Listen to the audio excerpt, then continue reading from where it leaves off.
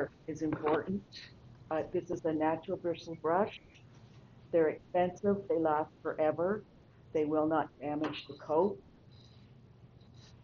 You work the coat in layers. You get that under part all brushed out. He's being a good boy.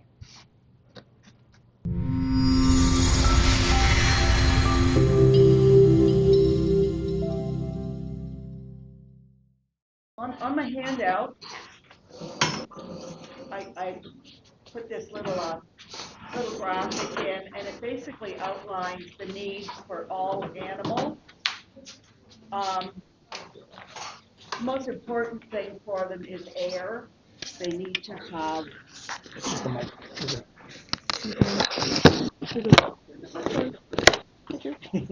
They need to have a fresh supply of air. They can't handle drafts. They can't handle heat. They can take cold, but they need fresh air.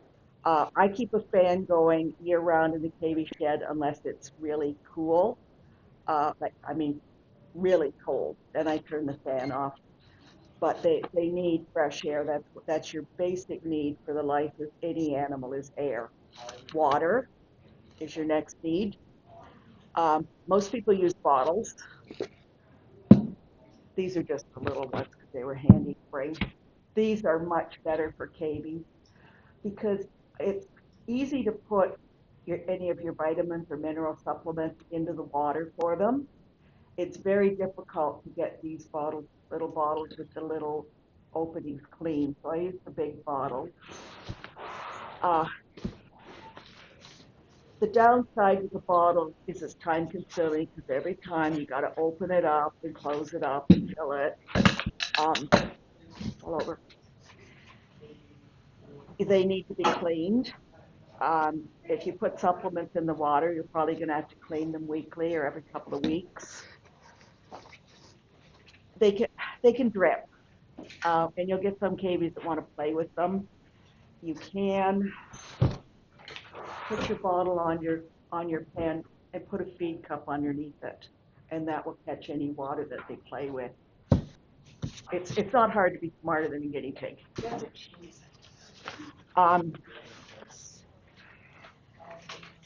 The plus side, there's less mess than using open containers. They like to run around, the shavings get everywhere, the little poos get everywhere. If you use bowls for water, you're going to constantly be dumping out and cleaning your bowls.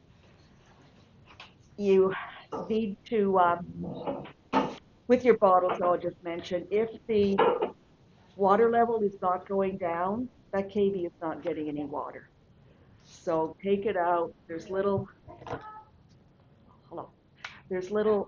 metal balls inside that nozzle. You have to make sure that they're free and moving because they will come down. They come down to the bottom and the cavy licks on the little ball and that releases the water. Cavies that aren't drinking, even after you check the bottle, make sure the bottle is working, then go with an open feed dish because you could lose a cavy in 48 hours if it's not drinking. You can lose any animal in 48 hours if it's not drinking. Automatic system, the downside is it takes time to install. The tubing is very difficult to clean, especially if you put supplements in the water. Some cavies will play with that nozzle, and if they have got a 5-gallon bucket of water up there, they can have a real mess in their cage. And you can't monitor the individual intake, so there's no way to know if a specific animal is not drinking. Plus side, saves time. Fill your bucket, you're done. Feed.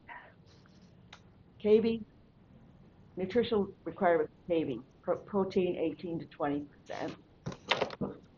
fiber 10 to 16, fat 3%, vitamin C 0.5 milligrams per 100 grams of weight.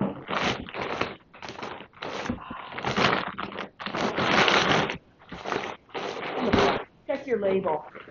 It will have what the protein level is, what the, this one is 18% protein, fat's 4%, fiber is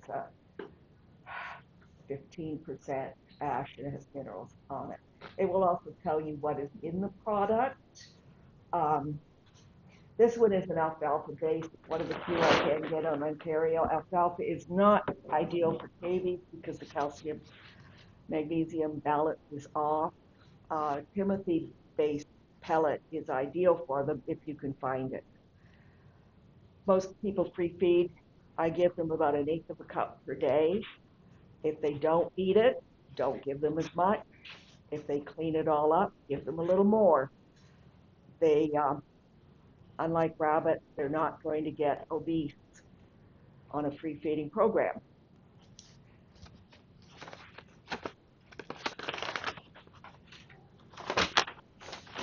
Supplement.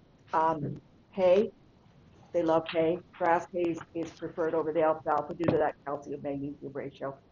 Fruits and vegetables, if it's safe for humans, probably safe for cavies. I found last summer cavies can eat radish greens. I never knew that before, but I thought, well, people can eat them. Let's just check into this. And yeah, they can eat those. My radishes were a failure, but the greens were fantastic. Check online. There's lots of resources for what is safe for cavies to eat. You'd be surprised at some of the things that they can eat. Vitamin C, if you add the water, oh, I put the wrong thing there. If you're adding crystals to the water, it's 1/4 teaspoon, not 3/4 teaspoon per gallon. If you use more than that, you're wasting it. Cavies, like people and other primates, cannot make their own vitamin C. So they need vitamin C in their diet, either through. So with the vitamin C, let's say that you're using that 5-gallon bucket system. Right. You put your vitamin C in there. How long is that effective for? It's only stable in water for 24 hours. Okay, that's what I thought. Right. You can also sprinkle it on top of pellets. Again, that's very time consuming. If you don't have a lot of cavies, it's no big deal. If you got like 150 like I do, it's going to take all day to administer vitamin C. I know a lot of this is basic, but cavies are simple animals. If they get their basic needs, they're going to do well for you. Housing, wire stackers are probably your most common. The downside is you get shaving everywhere. And they're expensive to set up, to set up a bunch of stackers. Plus side, they're easy to use. They are efficient use of space. Plastic bin, hard to clean. You got to take them all out, dump your bin, wash it, put it back. And you can't stack your bin because then you have no ventilation at all for your cavies. That's another downside to the bins as a rule is that they do limit the ventilation. They're inexpensive, ready to, like you can go to Walmart and get a bin if you're in a pinch for a cage for cavies. And they're draft free. Home built wood cages, they're heavy, they're hard to sanitize. There is a fungus going around cavies right now that will live in wood cages. So I do not like, I personally don't use wood cages. I would not recommend them. But if you can't get wire stackers, your budget doesn't allow for it, throw something together. It's better than having them housed in some, little carrier case. Bedding. Cavies are not on wire.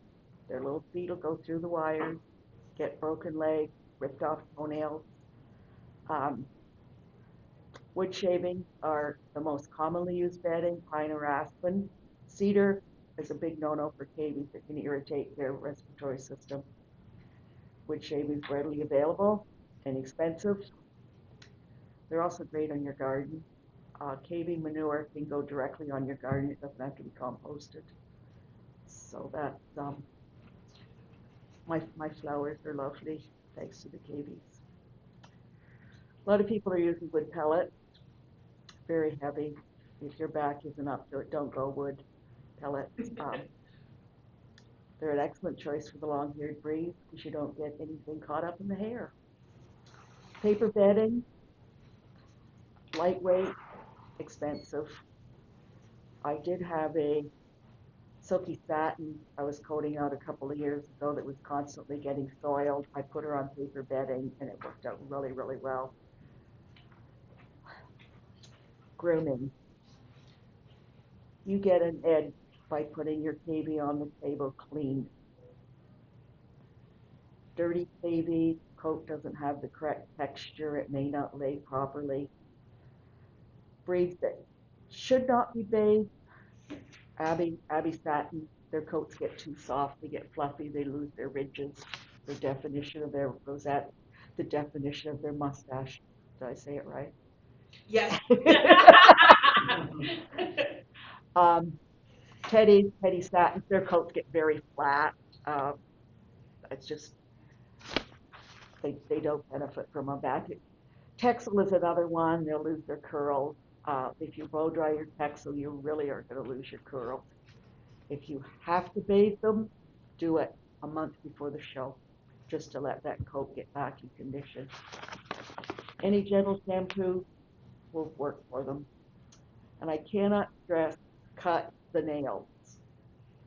Um, if your cavy has long nails, you can't get it to pose right. Their knees will stick out. Their butt end will look very chopped.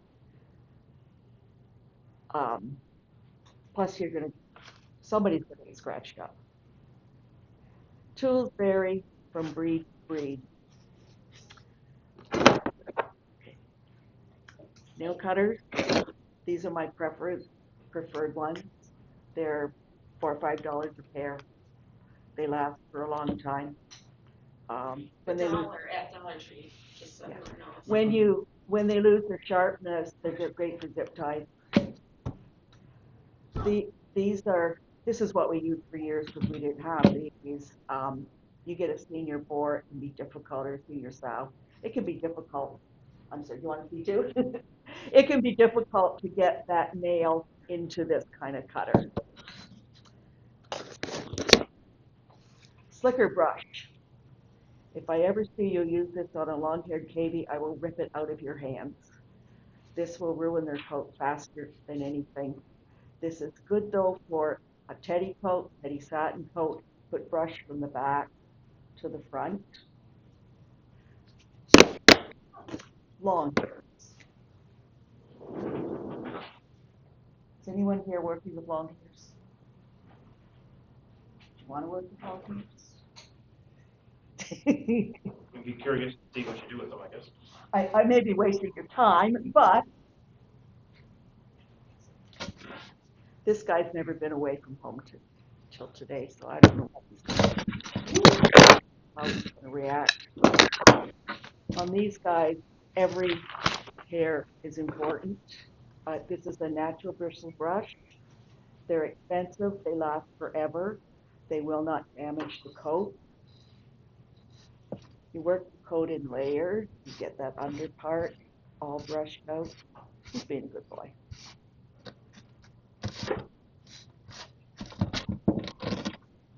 Comb, a good steel comb. If you catch on something, stop. You're going to rip hair out. If they do get a little knot, I like to use my fingers and just work it out. If you're showing them, they have to be on a show board like this one. It has to be 16 by 16 inches, 4 inches deep. Has to have the hand hold. I usually grab him on my lap. He's just a little spoiled. Now, I know in some of the import breeds, if you cut their hair, like it doesn't grow back as luxurious, I guess. Is that the same thing with the long haired cavy? If you, as they age, the coat gets coarser. I know I'm scaring you. If you cut the coat, it gets coarser. If if if you cut the coat when you feel it, you can feel that sharp edge on the.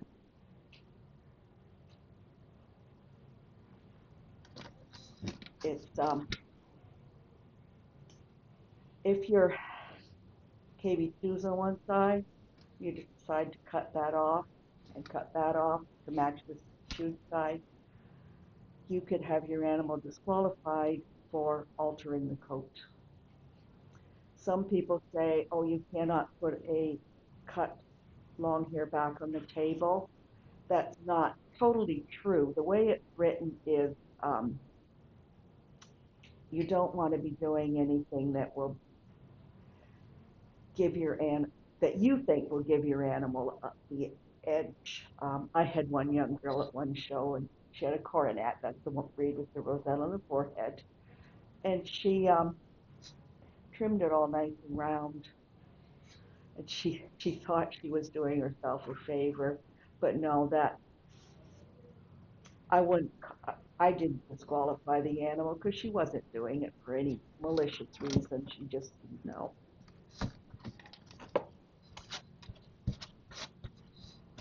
Wrapping, I use paper towels and elastics. Different people use different things. Some use fabric, some use wax paper, some use shop towels. You use what works for you. Try different things. There's nothing as splendid as a fully coated long hair on the table. This guy, he's not in coat yet. He's only 4 months old. He's huge. He's going to be a dinosaur.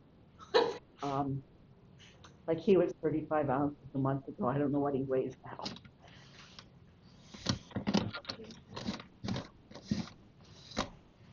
But basically, cavies are very easy to take care of.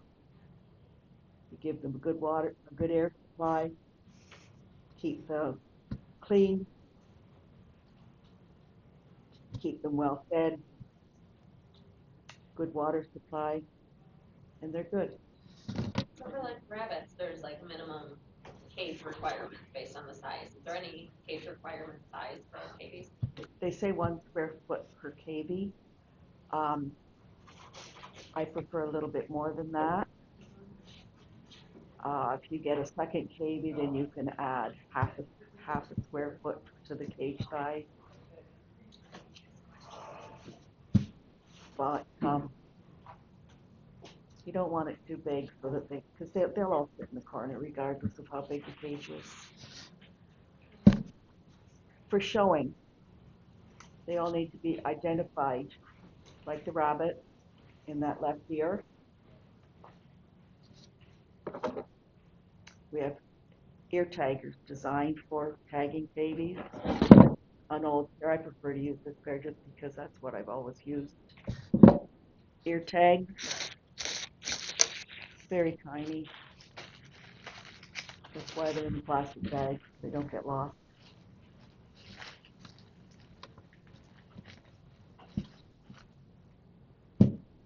When you're reading the ear tag, your smallest number is always the one closest to the hole. So this one is, there's a number on the fold, 1282. When you enter your cavy, you make sure that entire number's on. This one has that 1 on the bend. Some people use a personalized ear tag that they order specifically, and you'll have letters or numbers on the back. To enter your cavy properly, you have to put those numbers on it as well, not just the ones that are on the top side. The ear tag will flip. Don't worry about it. I think half of them probably flip over so that you have to look at the other side. The best place to tag the cavy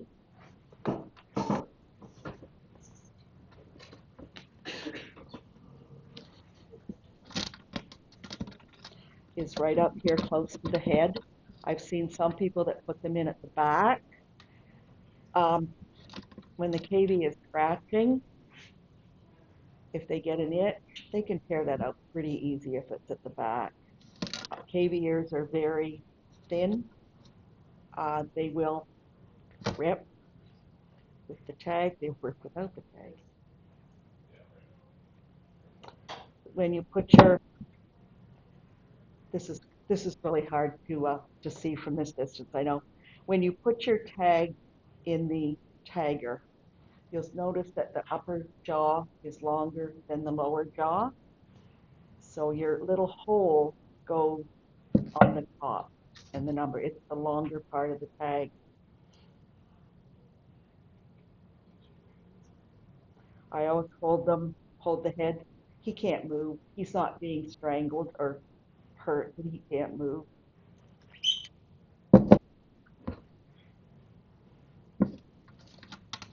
As an ear tag, very seldom you get any blood involved. I said they can be tattooed, but you cannot tattoo these dark ears like this.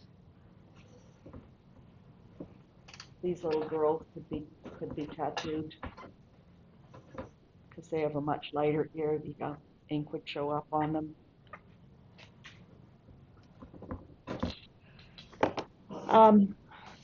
Additional resources. If you are not an ARBA member, join ARBA. They have, when you join, you get a guidebook or handbook, I think they call it.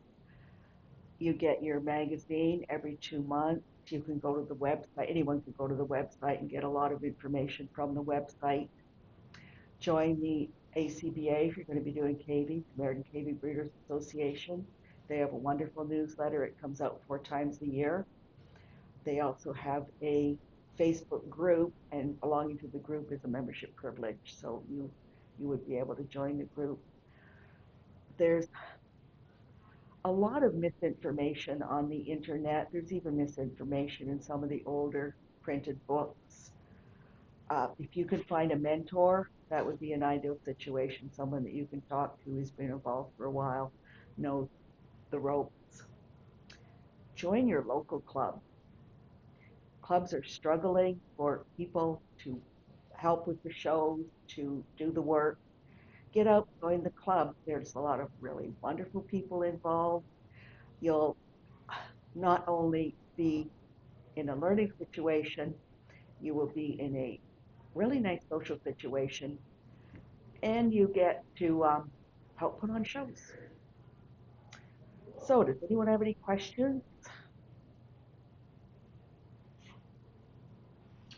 When you bathe the cavies, how far before a show do you do that? This morning. Okay, it can be done. It can be done that soon. Yeah. Okay. Cavy boars tend to have a really bad oil gland at the where their tail would be. Mm-hmm. Some of them you need to bathe that right before the show, or it's going to be a mess. Ideally, you would bathe them 3 or 4 days before. It just didn't happen this week. Mm-hmm. Yes. What do you do after you bathe them? Just make sure they're fully dry. Yeah. Towel them off. The long-haired ones, I take the towel and sort of wring the hair, because if you go like this, you're going to mess it all up, and then it's going to be matted, and then you've got a problem to get the mats out. Even the short-haired ones, I stroke them back, not rough the hair the wrong way. I just use my own hair dryer for them. Never dry my own hair, dry the baby's hair. Go figure, right? How do you personally house your cavies? They're in what used to be the garage. It's a 100-year-old garage, because I live in a very, very old house. It's all insulated. I have a heater out there. They're in wire stackers. Okay. I have fortunate enough that there is a smaller room attached to it that was the lawn tractor room, and you had to buy a separate shed for the lawn tractor because the cavies moved in. But that way I can put my show animals in the one room, and they are not in contact with my breeding animals. We never did really talk about breeding. I didn't know how in depth you wanted to get on Cavy. That aspect of Cavy, they are best bred as colonies. Most of mine are trios, some are pairs. They're social animals. They like the company of each other. They are not in heat like rabbits. for an extended period and you breed them and bang, they ovulate and get bred. Cavies come in to feed about every 14 days. They also have a postpartum heat if you want to colony breed to the extent where the entire family lives together. Then your sows are going to, if they're in good shape, they're going to litter 10 weeks after they littered the first time because they will have a postpartum heat.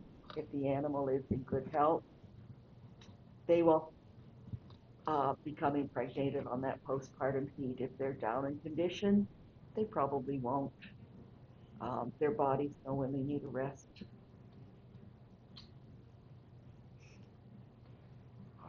Any other questions? Yes. When they're pregnant, you're not supposed to give them parsley. Is it? I usually don't. That's a show treat. I don't know if there's any. I've also heard iceberg lettuce is poisonous, but that's not true. It just doesn't have anything in it. It's basically water. It's candy for guinea pigs. So if they enjoy it and get, they get at least get a fluid source from it, why not? We used to go to the one produce store and they would give us boxes of lettuce trimmings. We never knew what was in there. Sometimes it was romaine, sometimes it was iceberg. They don't care. They love it. Like I say, it's a treat. It's not being given to them for nutrition. Their nutrition is coming from their pellets. They don't even need the supplement. I give it to them because they enjoy it. Dandelions.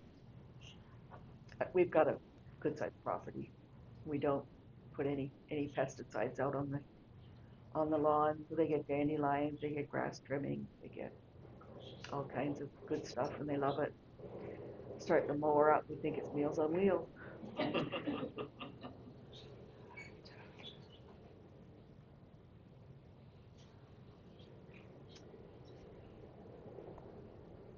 Anything else?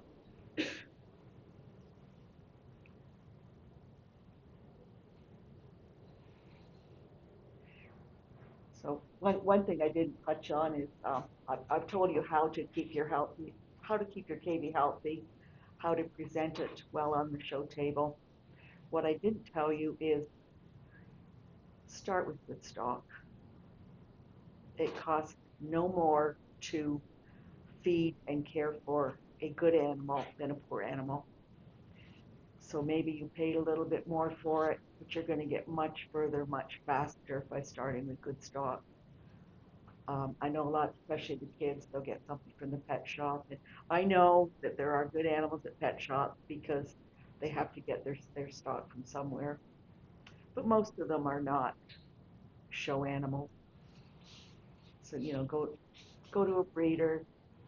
If you don't know what you want in cavies, go to a show and look and see what there is and who has what. And um, I know a lot. I get a lot of parents that think that the kid would like to have that pretty three-color guinea pig. Most kids like black guinea pigs for some reason. If your kid wants to work with black guinea pigs, get your kid black guinea pigs. Don't get your kid a tortoiseshell and white because you think the kid will like them better. Um, if you're getting something for a child, long hairs are probably not the way to go. You want something that's easier for them to learn with. But if your kid wants to do long hairs, let them do long hairs. They'll quickly learn that you have to take care of that coat, or your guinea pig is not going to look too good up there on the show table. Is there any particular breed that you recommend for a beginner? You're Americans.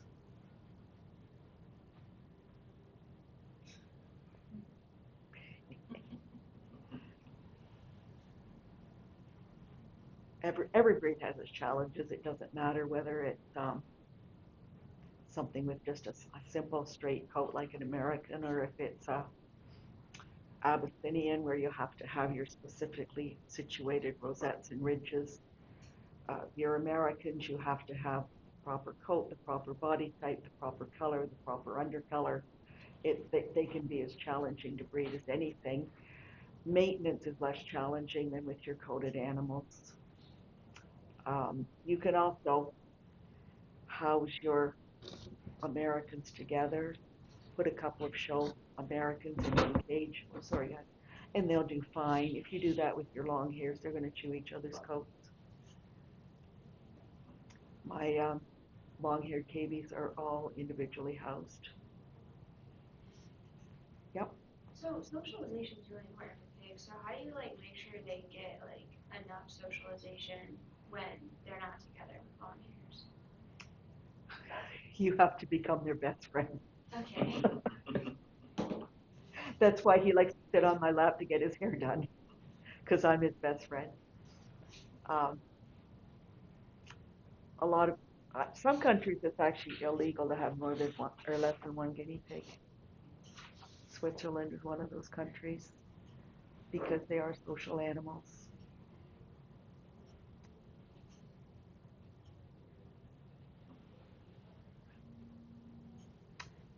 Any further questions? I don't know how long we have, because I could probably keep you here all night talking to guinea pigs.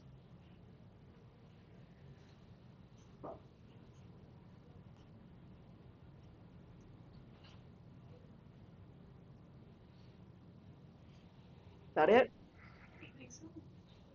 Well, thank you for coming. Yeah. Thank you. Thank you.